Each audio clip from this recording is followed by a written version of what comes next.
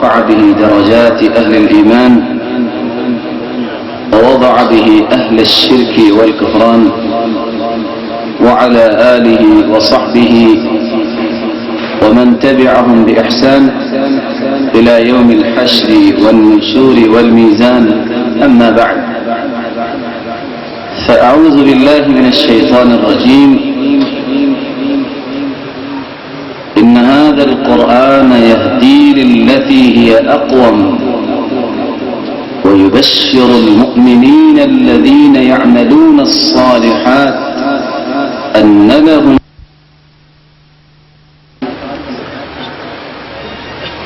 میں 3 باتیں بیان کرنا چاہتا ہوں. سب سے پہلے ضروری بات جو ہے کہ اہل قرآن یا قرآن مجید جن مقامات میں بیٹھ کر پڑھا جاتا ہے، جہاں قرآن و سنت کی تعلیم دی جاتی ہے،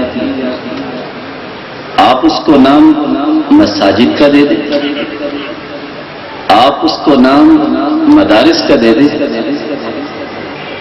اور یہ 2 ایسی بہترین جگہ ہیں. لیکن بدقسمتی سے مساجد اور مدارس کے بارے میں ہی کفر تو کفر ہے، اہل اسلام بھی اپنی دشنام کا اس کو نشانہ بناتے ہیں. قرآن و سنت کے دلائل بہت وسیع ہیں، لیکن زندگی کے کچھ ایسے پہلو جن کو ہر شخص سمجھ سکتا ہے، ہر شخص سمجھنے کے بعد اس کا انکار نہیں کر سکتا کہ ان مساجد کا، ان مدارس کا ایک اسلامی معاشرے کے اندر کردار کیا ہے. سب سے پہلی بات، انسانی زندگی بہت سارے عناصر کا مجموعہ ہے، لیکن روزمرہ زندگی کے اندر اگر کسی شخص کو کوئی اپنی زندگی کے زاویے کو، رویے کو درست کرنا ہو اور اس کو شرعی رہنمائی کی ضرورت ہو، تو ہر شخص ایک اسلامی معاشرے کا فرد اور عنصر مجبور ہے کہ شرعی رہنمائی مجھے اگر میسر آ سکتی ہے تو اہل مساجد سے، اہل مدارس سے. دوسری بات، ہر قوم کی اپنی اقدار ہے، ہر قوم کی رسوم و رواج ہے. اسلامی اقدار، اسلامی تشخص، اسلامی رسوم و رواج وہ ولادت کا لے لیں. ارواء الغلیل کی روایت کے مطابق جغرافے کے طریق سے اگر اس کو صحیح مانا جائے تو کان میں بچے کے اذان کہنے کی بات، یا اس کے عقیقے کا مسئلہ، پھر اس کے بعد اس کے نکاح کا مسئلہ، اور مدرسے کو برا کہے. چند کلمات ہیں جو ایک عالم ربانی مجلس کے روبرو بولتا ہے کہ فلاں کا نکاح فلاں کے ساتھ میں کر رہا ہوں. اگر یہ چند کلمات نہ بولے جائیں، کون ہے جو یہ کہہ سکتا ہے کہ میری اولاد، اس کا نسب نامہ کسی بھی خلل سے پاک ہے؟ انسانیت مجبور ہے، ایک اسلامی معاشرے کا فرد مجبور ہے کہ ان اسلامی اقدار کو اختیار کرنے کے لیے رجوع کرتا ہے مساجد کی طرف. عقیقے کا مسئلہ ہو، جنازے کا مسئلہ ہو، زندگی کی پروان جب ختم کرتا ہے انسان تو ایک ہی پہلو باقی رہتا ہے کہ اب میرے لیے کوئی دعا کر دے، میری بخشش کا کوئی سامان بن جائے.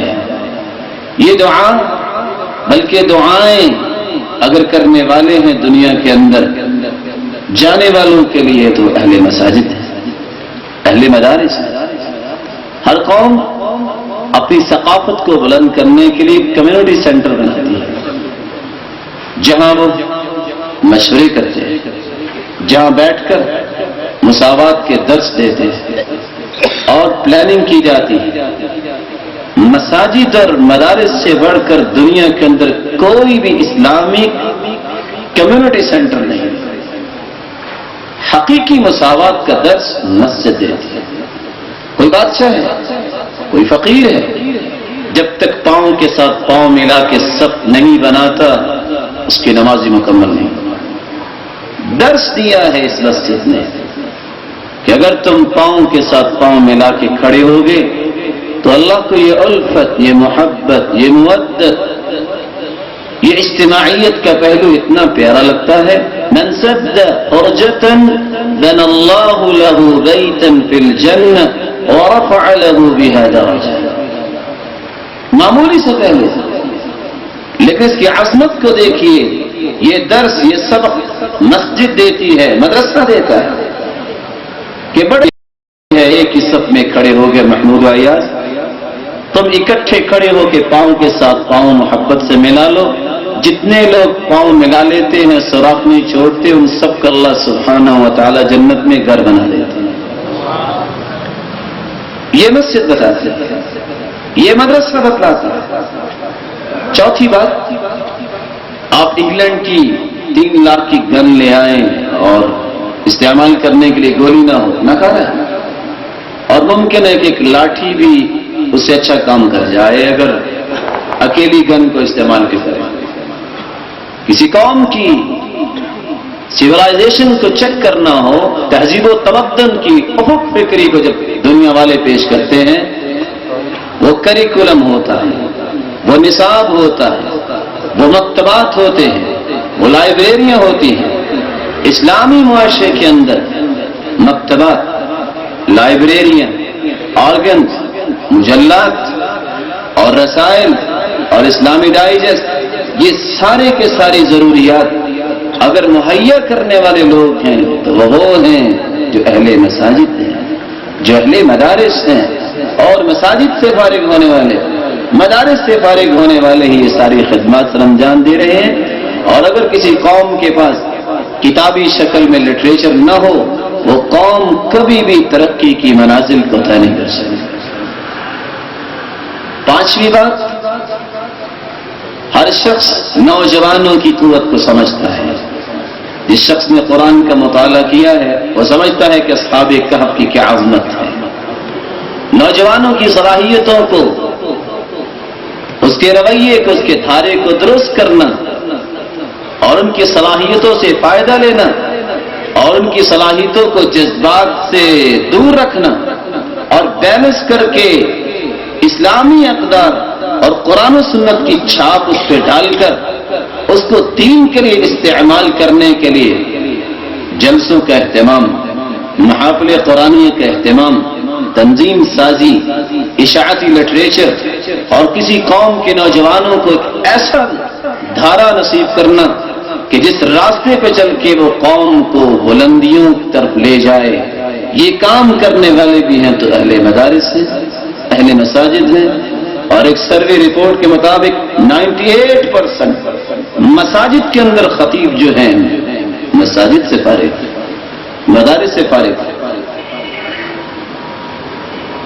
اگر ایک ہفتے کے اندر 50 ٹن غلاظت پھیلانے والا یہ ملٹی میڈیا اور پرنٹ میڈیا کوششوں میں لگا ہے، ایک ہفتے کے بعد پھولوں کی ٹوکری لے کر حاضر ہونے والا اور اس غلاظت کو صاف کرنے والا قلب و دماغ سے، وہ کون ہے؟ وہ اہل مدارس ہیں، وہ اہل مساجد ہیں جو انسان کے اٹے ہوئے دماغ کو بھی درست کر دیتے ہیں.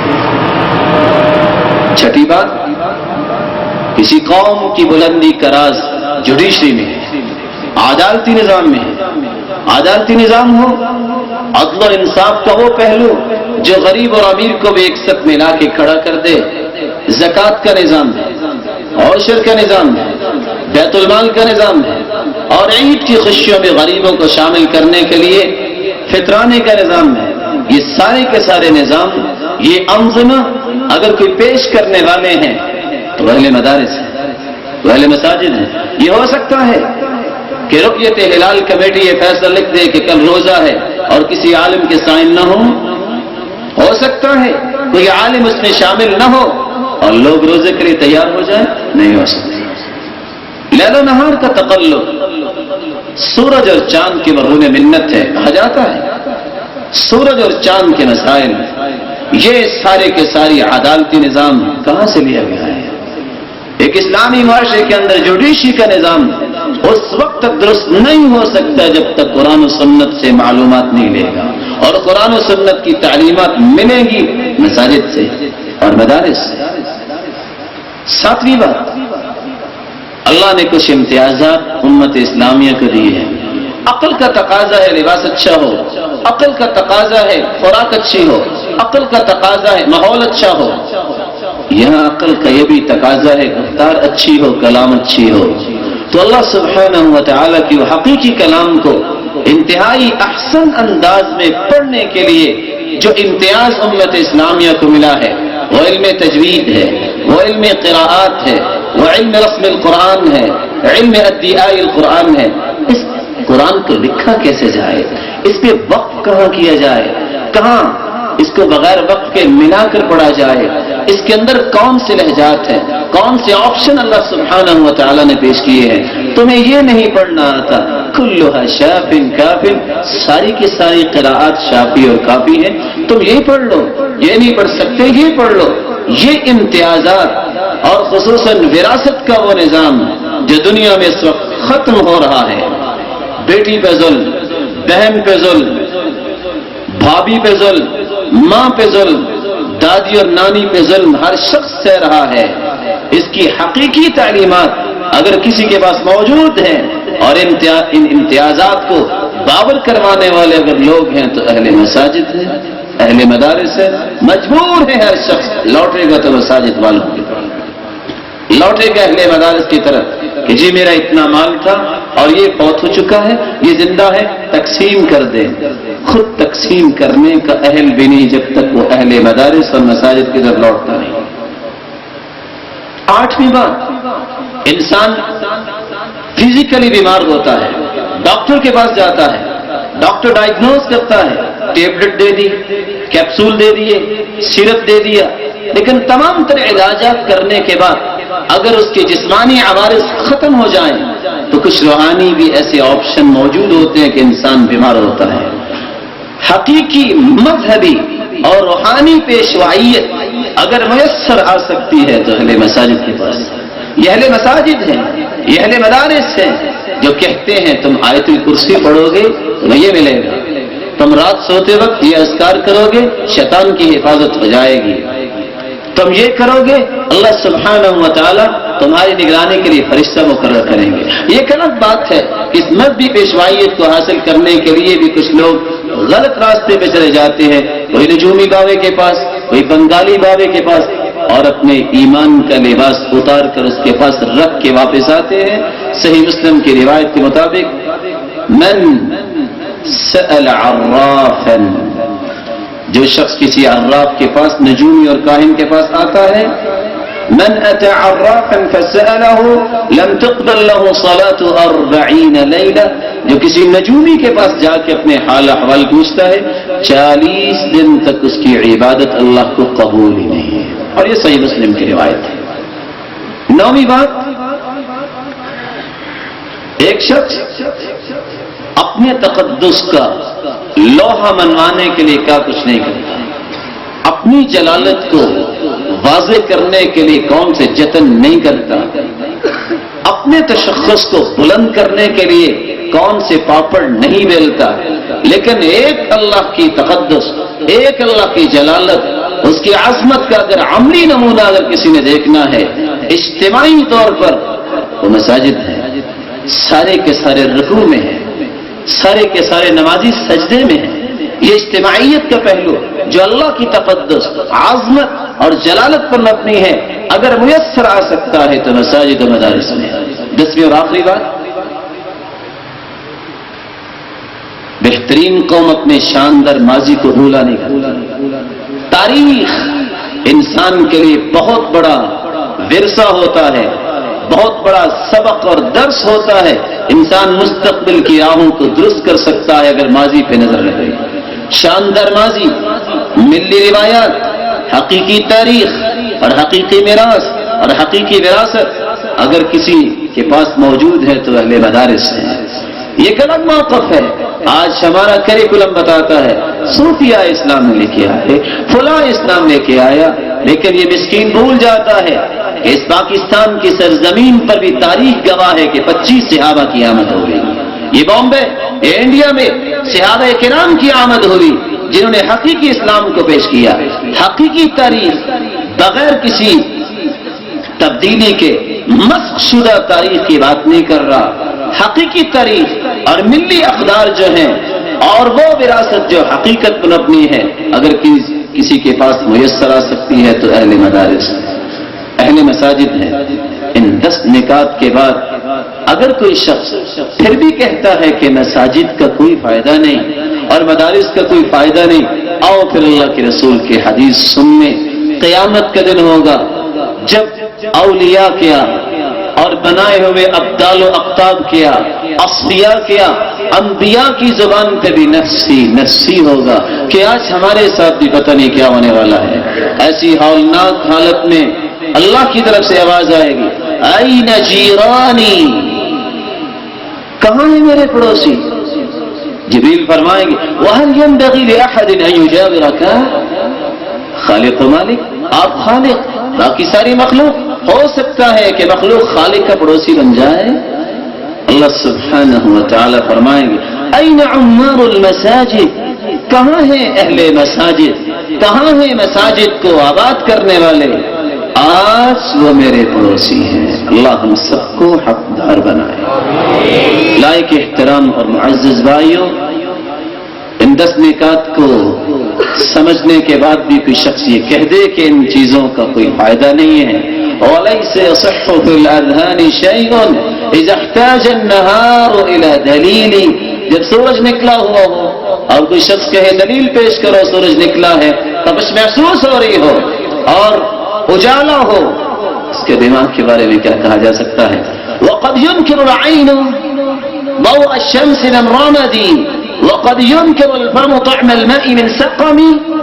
جب انسان بیمار ہوتا ہے تو روح افزا یہ بڑے بڑے بہترین مشروبات بھی کڑوے اس کو لگتے ہیں. آنکھ میں اگر گرد آ جائے تو آنکھ سلامت ہے، گرد اس میں آتی ہے یہ سورج کی روشنی کا بھی ادراک نہیں کر سکتی. تو پھر میں کہوں گا اذا لم تر الهلال فسلم لاولئك الذين راوه بالابصار. اگر تمہیں نظر نہیں آیا چاند تو جنہوں نے دیکھا ہے کم از کم ان کو سلام تو کر دیا کرو، ان کے لیے دعا تو کر دیا کرو کہ اللہ ان کو اس اسلام پہ اور اس اسلامی اقدار پہ قائم و دائم رکھے. میری اللہ سے دعا ہے اللہ سبحانہ و تعالی ہم سب کو دین پہ قائم فرمائے. دوسری بات، اللہ سبحانہ و تعالی کی جس طرح کلام بلند ہے، اللہ سبحانہ و تعالی کی جس طرح ذات بلند ہے، اسی طرح اس کی کلام کی تلاوت کرنے کی انداز بھی بلند ہے. صحابہ کرام رضوان اللہ تعالی علیہم اجمعین کا طریقہ جو آج مفقود ہو رہا ہے. اب میری بات کو محسوس نہ کیجیے گا، قرآن کی محفل میں، قرآن کی بزم میں تلاعب ترقص جائز نہیں ہے. یہ اچھلنا، یہ مچلنا، یہ تو میدان کھیل ہے، یہ مسجد کا معاملہ نہیں ہے، یہ مدرسے میں نہیں ہوتا.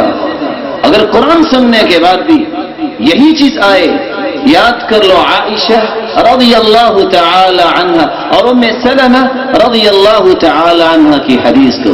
جب ایک عورت کو دیکھا وہ قرآن سننے کے بعد بدأت تتمایل، گھومنے لگی، اور ایک شخص قرآن کو سننے کے بعد مچلنے لگا تو عائشہ فرماتی اوہ شیطان اخرجو، اوہ شیطان اخرجو، یہ تو شیطان ہے، اس کو نکال دو یہاں سے.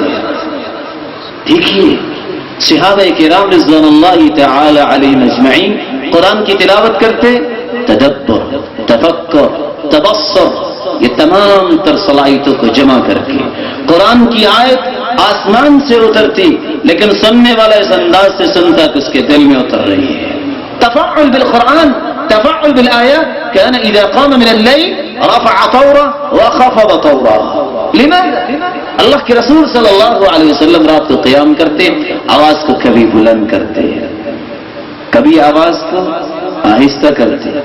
کیسے اور کیوں؟ آیات کے معانی پہ غور کرتے ہوئے. جنت کا تذکرہ تھا تو دعا کرتے، الہی جنت نصیب فرما. جہنم کا تذکرہ تھا تو پناہ مانگتے. اللہ کے رسول صلی اللہ علیہ وسلم نماز پڑھ رہے ہیں، روایت بتلاتی ہوں میں سلمہ رضی اللہ تعالی عنہ موجود ہے. تلاوت کس آیت کی ہے؟ ان للمتقین مفازا حدائق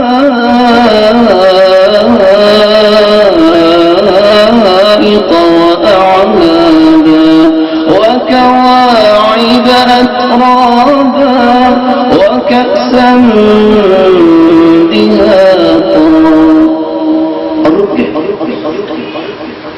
دعا کرتے ہیں الہی ہمارے بھی نصیبیں فرما. ام سلمہ رضی اللہ تعالی عنہ اللہ کے رسول کی بیوی ہے. غیرت آئی، سلام پھیرا. اللہ کے رسول کو اللہ نے بیویاں دی ہیں، ابھی بھی یہ جنت کی حوروں کی دعا کر رہے ہیں. سلام پھیرنے کے بعد کہتے ہیں یا رسول اللہ صلی اللہ علیہ وسلم ما معنی قوله تعالی فيهن قاصرات الطرف لم يطمثهن انس قبلهم ولا جان. اللہ کے رسول صلی اللہ علیہ وسلم جن پہ حکمت و دانائی ختم ہو جاتی ہے، وہ سمجھ گیا کہ ام سلمہ رضی اللہ تعالی عنہ کیا پوچھنا چاہتی ہے، اس کا معنی بیان کر دیا. پھر کہتے ہیں یا رسول اللہ صلی اللہ علیہ وسلم ما معنی قوله تعالی حور مقصورات فی الخیام. اللہ کے رسول صلی اللہ علیہ وسلم نے اس کا بھی معنی بیان کر دیا. تیسرا سوال جس کے لیے پہلے دو سوال تمہیداً پیش کیے تھے، کہا ما معنی قوله تعالی وكواعب أترابا. فضحك النبي صلى الله عليه وسلم عليه أفضل التحية والتسليم فداه أبي وأمي وكل ما يملك نفسي. اللہ کے رسول مسکرا کر فرماتے ہیں یا ام سلمہ، او ام سلمہ سنو، ان اتقیتن اللہ، اگر تمہارے اندر بھی تقوی آ جائے تو سنو تمہاری فضیلت قیامت کے دن جنت میں حوروں پہ اس طرح ہوگی کالدہار علی البطانہ. اب دہار کیا ہے، بطانہ کیا ہے؟ اگر سادہ الفاظ میں سمجھنا چاہتے ہو، ام سلمہ کا سوال ایک اور ہوا، اللہ کے رسول قیامت کے دن ہم خوبصورت ہوں گی یا حوریں؟ اللہ کے رسول صلی اللہ علیہ وسلم فرماتے ہیں ام سلمہ اگر تمہارے اندر تقوی آ جائے تو تمہاری فضیلت جنت کی حوروں پہ اس طرح ہوگی جس طرح دہار کی فضیلت بطانہ پر ہے. دہار جس کو آپ لہنگا کہہ سکتے ہیں، بطانہ جس کو آپ شمیز کہہ سکتے ہیں، جو 100 روپے کی بھی بن جاتی ہے اور لہنگے کی قیمت آپ سمجھ سکتے ہیں 2 لاکھ کا بھی آتا ہے. جو فضیلت دنیا میں اس لباس کو دوسرے لباس پر ہے، اگر ایک مومنہ عورت متقی بن جائے تو اس کی فضیلت جنتی عورتوں پر ہوگی. ایک وقت تھا اللہ کے رسول صلی اللہ علیہ وسلم عبداللہ بن مسعود رضی اللہ تعالی عنہ کو کہتے ہیں قرآن مجید کی تلاوت سنائیے. قرآن پڑھتے پڑھتے ایک ایسی آیت پر آئے، آیت کی تلاوت کی. تلاوت کرنے کے بعد چند حروف تلاوت کے اللہ کے رسول فرماتے ہیں حسبک، رک جائیے. فكيف إذا جئنا من كل أمة بشهيد. رک گئے. صحابی کہتے ہیں رکنے کے بعد دیکھا آنکھوں سے آنسوں کی لڑی جاری ہے. یہ انداز ہے. اور عمر بن عبد العزیز رحمہ اللہ تعالی فرمایا کرتے تھے عالجوا قلوبکم، اپنے دلوں کا علاج کرو. جو ترانے سن کے تو رونا شروع کر دیتا ہے، قرآن سن کے رونا نہیں آتا. عالجوا انفسکم وعالجوا قلوبکم. دل کے اندر اگر اللہ کی عظمت ہو، اللہ کا تقدس ہو، اللہ کی جلالت ہو، تو جس طرح بڑا بادشاہ کلام کرتا ہے تو سب خاموشی سے سنتے ہیں، سب ادب و آداب کو سامنے رکھتے ہیں، وقار کا خیال رکھتے ہیں. تو یہ کلام تو اس بادشاہ کے کلام ہے جس سے بڑی بادشاہ دنیا میں ہے ہی نہیں. اس کی کلام کو سنتے وقت وقار، اس کی کلام کو سنتے وقت وہ تلطف، اس کی کلام کو سنتے وقت وہ محبت اور پیار ہونا چاہیے۔ صحابہ کرام کے بارے میں کیا ہے کہ ان علی رؤوسہم الطیر، ایسے بیٹھتے جیسے ان کے سروں پہ پرندے ہیں۔ اللہ سے دعا ہے اللہ ہم سب کو عمل کی توفیق عطا فرمائے۔ آخری بات میرے بھائی، قرآن سننے کا مزہ تو آتا ہے، انسان کا ذوق تو بڑھتا ہے، لیکن اصل ہدف یہ ہے کہ ہر شخص قرآن والا بن جائے۔ یہ وہ قراء جو مصر کی سرزمین سے آئے ہیں، اور مجھے وہ بات میرے استاد محترم کی یاد آ رہی ہے جو کہا کرتے تھے کہ مسجد نبوی میں بیٹھ کے میں نے ایک کلمہ سنا تھا، لگتا ہے وہ حقیقی کلمہ ہے۔ کہنے والا کہہ رہا تھا نزل القرآن بالحجاز وقرئ بمصر وطبع باسطنبول وعمل في الهند۔ کہنے والے نے کہا قرآن اترا تو حجاز میں ہے، لیکن اگر اللہ نے کسی کو یہ صلاحیت سے نوازا ہے پڑھنے کا تو اہل مصر ہے، اور اگر اللہ سبحانہ و تعالی نے اس کی اتباعت کا کام لیا ہے تو استنبول سے یہ اٹلی، یہ بیروت آج بھی یہ خدمات انجام دے رہے ہیں۔ اور خشوع اور خضوع سے بھرپور عبادت اگر کوئی دنیا میں دیکھی جا سکتی ہے تو ہندوستان پاکستان میں ہے، اور اگر آپ تھوڑا سا سروے کریں تو آپ کو واقعتاً یہ حقیقت نظر آئے گی۔ قرآن کو اس انداز سے پڑھنا غضاً طريًّا، بالکل تر و تازہ، شادابی پیدا کرنے والا، یہ اہل زبانی پڑھتے ہیں۔ ان قراء کا آنا یہ ہمارے لیے خوشی کی بات ہے، اور اس کا مقصد صرف تلاوت سننا نہیں ہے۔ میرے محترم بھائی قاری عبید اللہ غازی حفظہ اللہ تعالی اور محترم قاری نوید الحسن حفظہ اللہ تعالی، میں سمجھتا ہوں اور میری دعا ہے کہ اللہ ان کو سلامت رکھے، ان کی زندگیوں میں برکت فرمائے، جنہوں نے یہ موقع میسر کیا کہ ہم اپنے ایمان میں مراجعت کریں اور اپنی تلاوت کے انداز میں مراجعت کریں۔ آج انگلش میں تھوڑی سی غلطی ہو جائے تو کیا ہوتا ہے، یار تم تو پینڈوؤں کی انگلش بول رہے ہو، بڑی حیرت آتی ہے کس زبان پہ جو اسلامی زبان بھی نہیں ہے۔ لیکن اس کے کہنے کا مقصد میرا یہ نہ سمجھے گا کہ میں مخالف ہوں، ہاں دعوت کو پھیلانے کے لیے یہ بھی حاصل کرنی چاہیے، لیکن قرآن کے اندر غلطی ہو جائے ہمیں پرواہ نہیں ہوتی، اس پرواہ کو کرنا چاہیے۔ اللہ سے دعا کیجیے اللہ ہم سب کو قرآن پڑھنے کی توفیق عطا فرمائے، اور اس انداز میں پڑھنے کی توفیق عطا فرمائے جس انداز کو اللہ سبحانہ و تعالی نے وَرَتَّلْنَاهُ تَرْتِيلًا کہہ کے اتارا، وَرَتِّلِ الْقُرْآنَ تَرْتِيلًا کہہ کے حکم دیا۔ الَّذِينَ آتَيْنَاهُمُ الْكِتَابَ يَتْلُونَهُ حَقَّ تِلَاوَتِهِ أُولَئِكَ يُؤْمِنُونَ بِهِ، صحابہ نے پڑھ کے دکھلایا۔ اللہ ہم سب کو عمل کی توفیق عطا فرمائے۔ بسم اللہ الرحمن الرحیم، تبارک الذی جعل فی السماء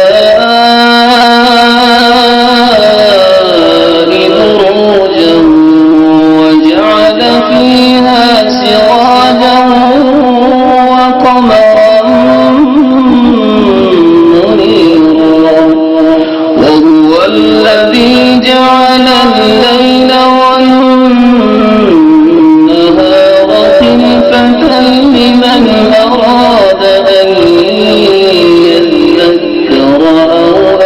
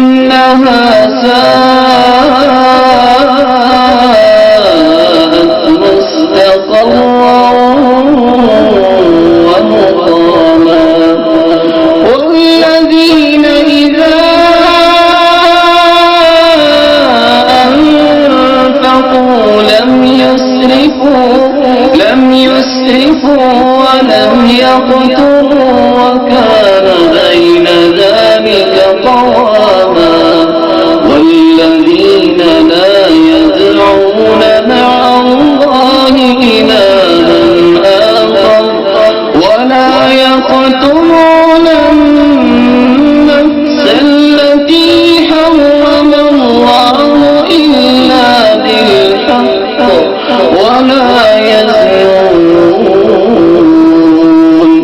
ومن يفعل ذلك يلقى أثاما يضاعف له العذاب يوم القيامة ويخلد فيه مهانا إلا من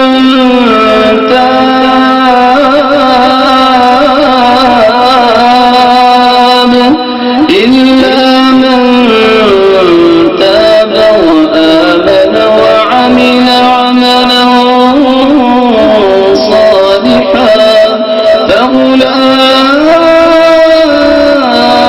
فأولئك يبدل الله سيئاتهم حسنات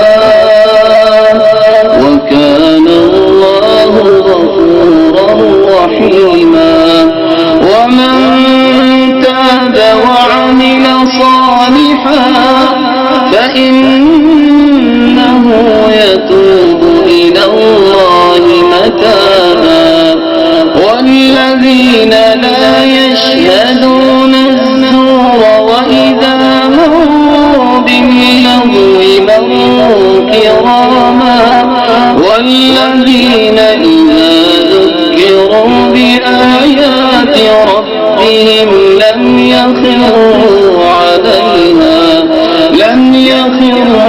عليها صما وعميانا والذين يقولون ربنا هب لنا من أزواجنا وذرياتنا قرة أعين واجعلنا للمتقين إماما أولئك يجزون الغرفة بما صبروا ويلقون فيها تحية وسلاما خالدين فيها حسنت مستقرا ومقاما قل ما يعبأ بكم ربي لولا دعاؤكم فقد كذبتم فسوف يكون لزاما. ماشاءاللہ جزاک اللہ. جناب قاری صہیب احمد صاحب علم و عرفان کے موتی بکھیر رہے تھے، مدارس اور مساجد کی عظمت اور ان کی اہمیت کو بیان کر رہے تھے، مگر المیہ وہی ہے جو اقبال نے کہا تھا، رہ گئی رسم اذاں روح بلالی نہ رہی، رہ گیا فلسفہ تلقین غزالی نہ رہی، مسجد مرثیہ خواہ ہیں کہ نمازی نہ رہے، یعنی وہ صاحب اوصاف حجازی نہ رہے. حضرات گرامی، قاری صہیب صاحب کا شکر گزار ہوں، انہوں نے میرا کافی سارا کام ہلکا کر دیا. جن مدارس و مساجد کی عظمت اور ان کی اہمیت یہ بیان کر رہے تھے، اس جگہ جہاں آج اس وقت آپ بیٹھے ہیں اور قرآن حکیم کی تلاوت کی رحمت کی بارش ہو رہی ہے، آج سے 22 سال پہلے یہ جگہ بنجر تھی، بے آباد تھی، شرک اور بدعت کا گہوارہ تھی. اللہ اکرم الحاکمین نے حافظ صاحب کو توفیق عطا فرمائی، وہ یہاں تشریف لائے، انہوں نے مسجد کی بھی بنیاد رکھی اور اس مدرسے کی بھی بنیاد رکھی. اور میں سمجھتا ہوں کہ کم از کم پنجاب میں حافظ صاحب نے جو بچیوں کے مدرسے کی بنیاد رکھی، یہ پائنیئر ہیں، ان کے بانیوں میں سے ہیں. بہت تھوڑے مدارس تھے، پھر اس کے بعد مدارس کا ایک جال بچھ گیا. حقیقت یہ ہے کہ اللہ احکم الحاکمین نے حافظ صاحب کو توفیق عطا فرمائی. یہ جب یہاں آئے تن تنہا تھے، اللہ کی رضا کے لیے مسجد بنائی، مدرسہ بنایا. ساتھی ملتے چلے گئے اور کارواں بنتا چلا گیا. آج یہ گلشن بہار پیش کر رہا ہے. اب تک اس مدرسے سے 124 بچیاں بخاری شریف کی سند لے کر کے فارغ ہو چکی. 22 سال پہلے جس مدرسے کی بنیاد حضرت حافظ صاحب نے رکھی تھی، 124 بچیاں اب تک درس نظامی کی تکمیل کے بعد یہاں سے فراغت حاصل کر کے صرف پنجابی نہیں بلکہ پورے پاکستان میں اس قرآن کی خدمت کر رہی ہیں. اللہ حافظ صاحب کی اس خدمت کو قبول فرمائے اور ان کے لیے آخرت کی نجات کا ذریعہ بنائے. پھر اس کے ساتھ ساتھ بچیوں کے قرآن کے حفظ کے لیے بھی انتظام کیا. اب تک الحمدللہ 80 بچیاں قرآن حکیم حفظ کر کے جا چکی. یہ ایک معقول تعداد ہے. پھر اس کے ساتھ ساتھ دوستوں کے اصرار پر بچوں کے حفظ کا مگر سلسلہ بھی شروع کیا. میں کرتا شیخ نبیل صاحب اگر یہاں کہیں ہوں تو قاری عبید اللہ صاحب سے مل لیں. بچیوں کے ساتھ ساتھ اس وقت بھی الحمدللہ 150 کے قریب بچیاں تعلیم پا رہی ہیں اور اس وقت 14 بچیاں ہیں جو اس وقت یہ بخاری شریف کی سندات لیں گی. وہ خوش نصیب بچیاں، ان کے والدین خوش نصیب جنہوں نے اپنی بچیوں کو قرآن و سنت کی تعلیم پر لگا دیا. 7 حفاظ کرام ہیں بچے جو اس وقت قاری صاحبان سے سند تکمیل حاصل کریں گے. یہ ساری محنت اللہ احکم الحاکمین کی توفیق سے جناب حافظ صاحب کی ہے. یہ جگہ، یہ مسجد تنگ ہو گئی تھی، اس کے لیے ضرورت تھی کہ اور کدھر لیا جائے. یہ ایک کنال کا پلاٹ حضرت حافظ صاحب نے 40 لاکھ کا لیا اور یہ سب اللہ کی توفیق سے ہے. اللہ نے ان کے جذبے کو قبول فرمایا. ابھی بھی 10 لاکھ ان کے ذمہ قرض موجود ہے اس پلاٹ کا، لیکن اللہ احکم الحاکمین اسباب پیدا فرمانے والا ہے. حافظ صاحب کا خلوص یہ ہے کہ یہ سارا کو سلسلہ حافظ صاحب نے الحمدللہ اللہ کے لیے وقف کر دیا ہے اور مرکزی جمعیت اہل حدیث کے نام اس کو وقف کر دیا ہے. اللہ تعالیٰ ان کی محنت کو قبول فرمائے. اب میں گزارش کروں گا کہ وہ بچے جنہوں نے حفظ مکمل کیا ہے وہ اپنی سندات حاصل کریں. میں گزارش کروں گا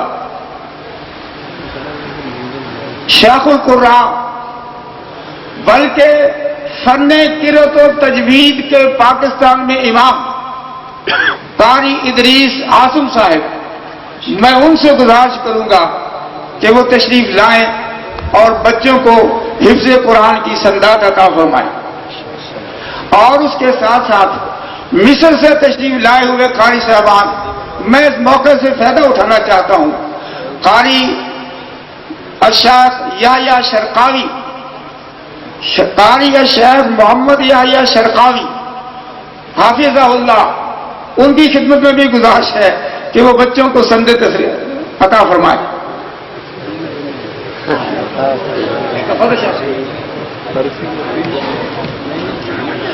قاری احسان الہی بن محمد اسماعیل،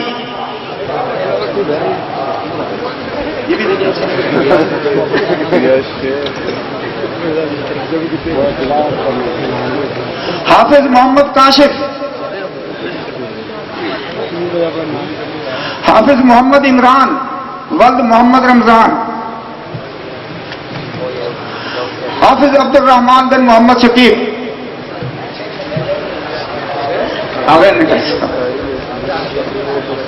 قاری حافظ محمد وقار،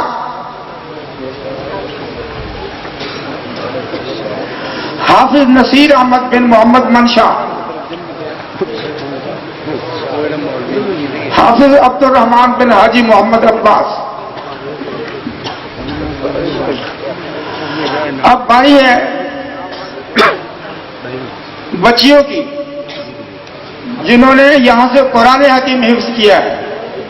جناب حافظ احمد اللہ صاحب اور جناب الشیخ قاری رضا جمعہ صاحب وہ تشریف لائیں تو فضل شیخ، حافظہ سعدیہ بطول بنت مقبول احمد، ان کے والدین یا بھائیوں سے گزارش ہے کہ وہ بچیوں کی سندیں وصول کر لیں. ضلع قصور یہ تھے. حافظہ شانزہ بنت محمد آصف لاہور. چلو. حافظہ راشدہ بنت محمد اشرف. حافظہ ماریہ بنت محمد مصطفیٰ شیخو پورہ. حافظہ رضوانہ بنت حق نواز لاہور. حافظہ ثنا صدیق بنت محمد صدیق.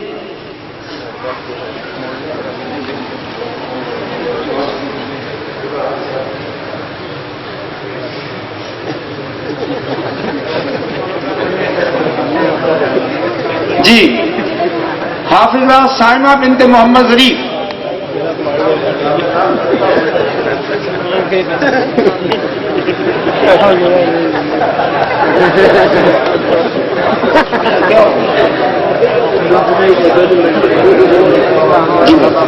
حافظہ سائمہ. کچھ والدین نہیں آئے تو وہ بچیاں اوپر سے آ نہیں سکتی، اس وقت لڑکے پکڑ لیں اور ان کو پہنچا دیں. نہیں یہاں کریں. حافظہ سائمہ بنت محمد ظریف. حافظہ صفیہ بنت رحمت اللہ خان.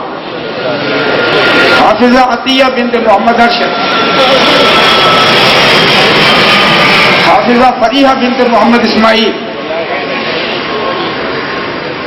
حافظہ سائمہ بنت محمد طفیل. حافظہ ربینہ بنت ابو محمد اکبر.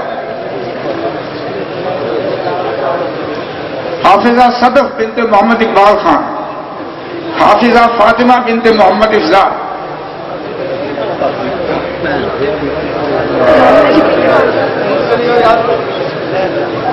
فاطمہ بنت محمد افضال. حافظہ ناہید بنت محمد اقبال. حافظہ آسیہ بنت محمد اقبال.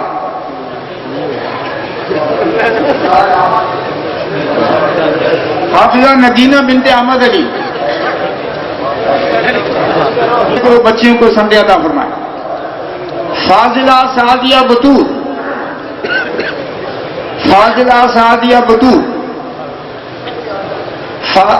آمنہ بنت عبد المالک. اسماء بنت محمد انور. جبیریہ بنت محمد خالد.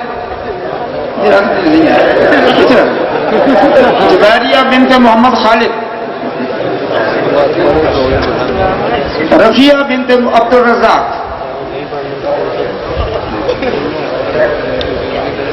زیب النساء بنت اسماعیل دیپال پور سے. امت رشید بنت مولانا محمد اظہر مرحوم تانا کاشا لاہور. کلثوم بنت محمد بشیر چنگی امر سدھو. عظما بنت محمد سرور ناروال.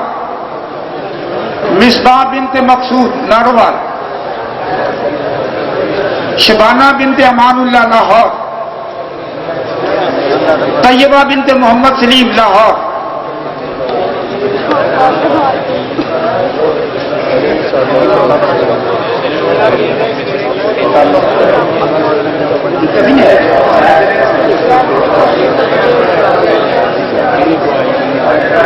ایک منٹ بس دو رہ گئے. فرزانہ بنت فیروز دین. فرزانہ بنت فیروز دین. سمیرہ بنت ریاض.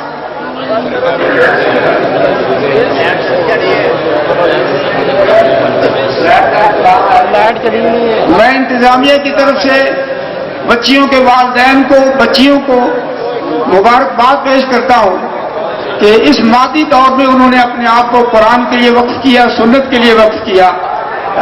اللہ ان کے علم میں برکت فرمائے. جزاک اللہ.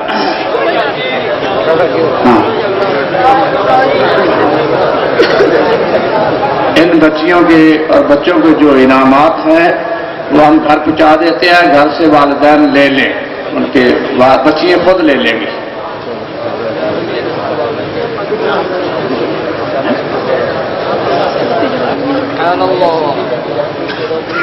بسم الله الرحمن الرحيم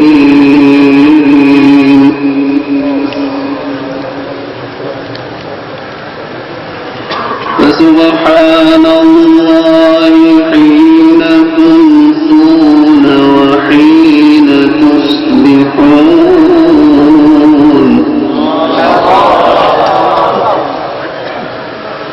وله الحمد في السماوات والأرض وعشيا وحين تظهرون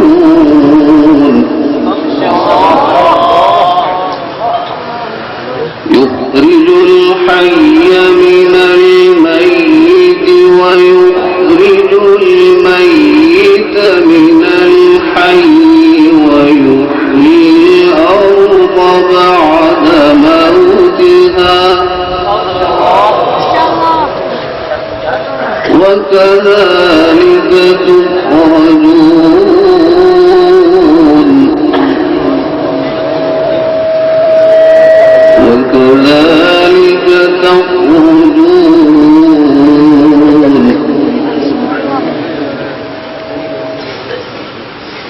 يخرج الحي من الميت ويخرج الميت من الحي ويحيي الأرض بعد موتها وكذلك تخرجون